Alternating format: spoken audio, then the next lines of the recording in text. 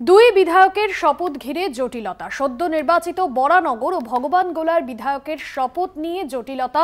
দুই বিধায়ক বিধানসভাতেই শপথ নিতে চান। রাজ্যপাল অনর শপথ হবে রাজভবনে।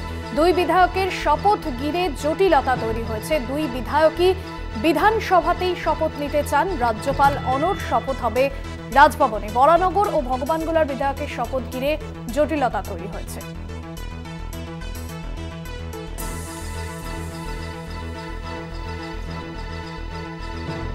দুই বিধায়ক বিধানসভাতেই শপথ নিতে চান। রাজ্যপাল অনর শপথ হবে রাজভবনে।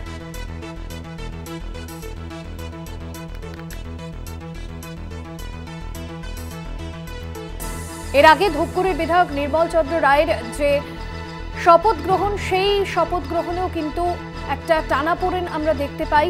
এবার বরানগর ও ভগবানগোলার বিধায়কের শপথ নিয়েও জটিলতা তৈরি হয়েছে।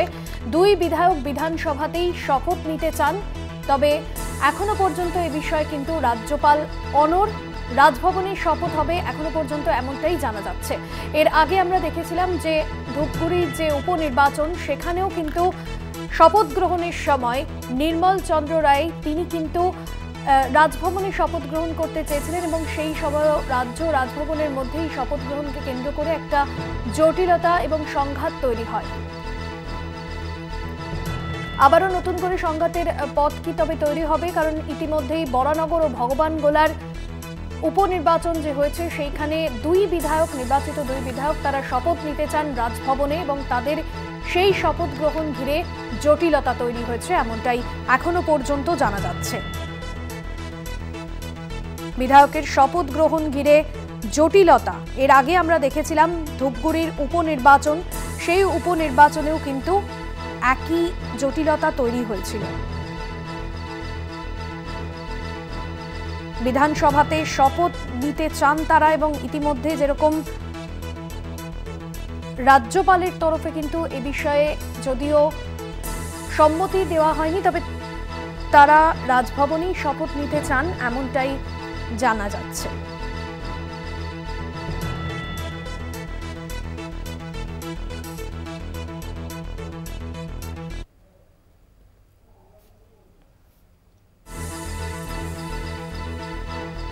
আপনাদের আরো একবার জানাবো, দুই বিধায়কের শপথ ঘিরে জটিলতা।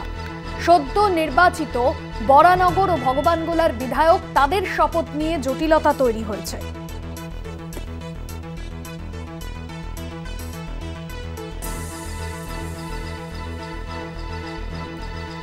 তৃণমূল নেতা জয়প্রকাশ মজুমদার রয়েছেন আমাদের সঙ্গে ফোন লাইনে। রাজ্যপাল অনর শপথ হবে রাজভবনে।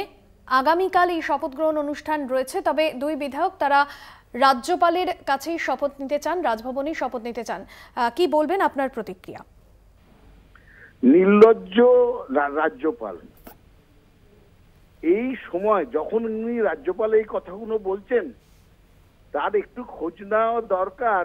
এখনই যারা নবনির্বাচিত সাংসদ তারা শপথ নিচ্ছেন ইন্ডিয়ান পার্লামেন্টে, ভারতবর্ষের পার্লামেন্টে দাঁড়িয়ে তারা শপথ নিচ্ছেন।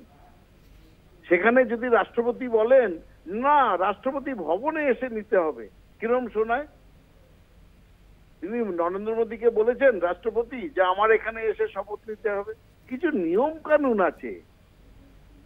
রাজ্যপাল এখানে বসে আছেন রাজভবনে, রাজভোগ খাচ্ছেন বলে যা ইচ্ছে তা বলতে পারেন না।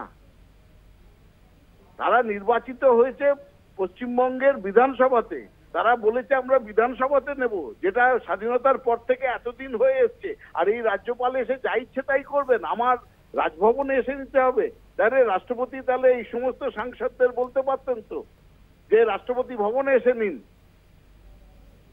এটা কি এরকম ইগোর লড়াই? এই রাজ্যপাল ইগোর লড়াইয়ে ভুগছেন, ইগোটিস্ট। আমি আমি আমি এরকম রাজ্যপালের দরকার নেই। এবং যদি এই নবনির্বাচিত বিধায়করা যদি মনে করেন যাবেন না, 100 বার যাবেন না, তাদের অধিকার আছে। রাজ্যপালের কোনো অধিকার নেই স্থান নির্ণয় করার। রাজ্যপালের দায়িত্ব শপথ বাক্য পাঠ করানো, কিংবা স্পিকার শপথ বাক্য পাঠ করাবে।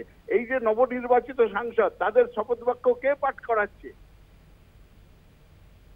স্পিকার করাচ্ছেন। এইসব দেখে একটুখানি আইন কানুনটা যেন চোখ খুলে মন খুলে দেখে নেন।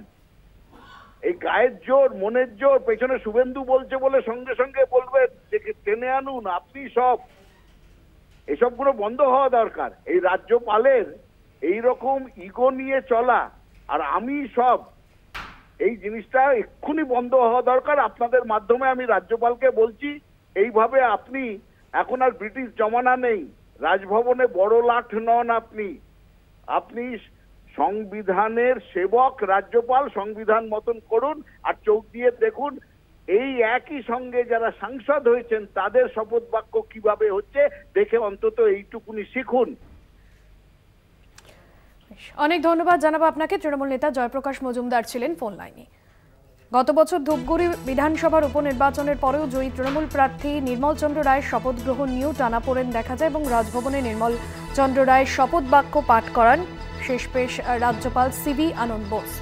এবার বরানগর এবং ভগবানগোলার বিধায়কের শপথ নিয়েও জটিলতা তৈরি হয়েছে। সদ্য নির্বাচিত বরানগর এবং ভগবানগোলা এই দুই বিধানসভার বিধায়কই শপথ নিতে চান রাজভবনে। রাজ্যপাল অনর হলেও শপথ রাজভবনে হবে, এমনটাই তারা জানাচ্ছেন। ধূপগুড়ি বিধানসভার উপনির্বাচনের পরেও তৃণমূল প্রার্থী নির্মল চন্দ্র রায়ের শপথ গ্রহণ নিয়েও টানাপোড়েন দেখা যায়।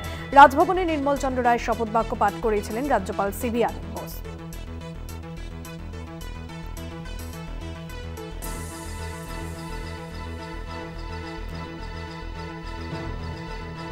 আপনাদের জানিয়ে রাখবো, রাজ্যপাল সিভি আনন্দ বোস যদি বিধানসভায় এসে শপথ বাক্য পাঠ করান তাতে স্পিকারেরও যদি কোনো আপত্তি নেই। অন্যদিকে স্পিকারও তিনি জানাচ্ছেন যে রাজ্যপাল যদি আগ্রহী হয়ে বিধানসভায় এসে শপথ বাক্য পাঠ করান তাহলে সব বন্দোবস্ত করা হবে। এবং এই টানাপোড়েন নিয়ে কিন্তু বিধানসভায় দুই প্রার্থীর সঙ্গে বৈঠক করেছিলেন ফিরহাদ হাকিম। এই মুহূর্তে আমাদের সঙ্গে টেলিফোন লাইনে রয়েছেন বিজেপি নেতা রাহুল সিনহা। রাহুলবাবু, দুই বিধায়কের শপথ ঘিরে জটিলতা। সদ্য নির্বাচিত যে দুই বিধানসভার বিধায়ক ভগবানগোলা এবং অন্যদিকে বরানগর, তারা শপথ নিতে চান বিধায়করা রাজভবনে। সেই জায়গায় রাজ্যপাল অনর, কিন্তু রাজভবনেই তারা শপথ নিতে চান, যদিও তৃণমূলের তরফে রাজ্যপালকেই সরাসরি কটাক্ষ করা হচ্ছে, নিশানা করা হচ্ছে। কিভাবে বলছেন আপনি? দেখুন, যিনি শপথ দেবেন তিনি ঠিক করবেন কোথায় শপথ দেওয়াবেন, এবং বিশেষ করে প্রধানমন্ত্রী রাষ্ট্রপতি ভবনে গিয়ে বাকিদের সঙ্গে শপথ নিয়েছেন, মুখ্যমন্ত্রী রাজভবনে গিয়ে শপথ নিয়েছেন। অতএব সেখানে এমএলএদের শপথ নিতে বাধা কোথায়? আসল কথা, প্রতি ক্ষেত্রে তৃণমূল কংগ্রেস একটা জটলা তৈরি করার চেষ্টা করে, এক্ষেত্রেও সেই একই জটলা তৈরি করার চেষ্টা করেছেন। আমি মনে করি এটা মোটেই রীতিনীতির পক্ষে ঠিক নয়। অতএব সমস্ত বাধা বিঘ্ন ভুলে তাদের উচিত যে রাজ্যপালের কথা মেনে রাজভবনে শপথ নেওয়া। বেশ, ধন্যবাদ জানাবো আপনাকে। বিজেপি নেতা রাহুল সিনহা ছিলেন ফোন লাইনে।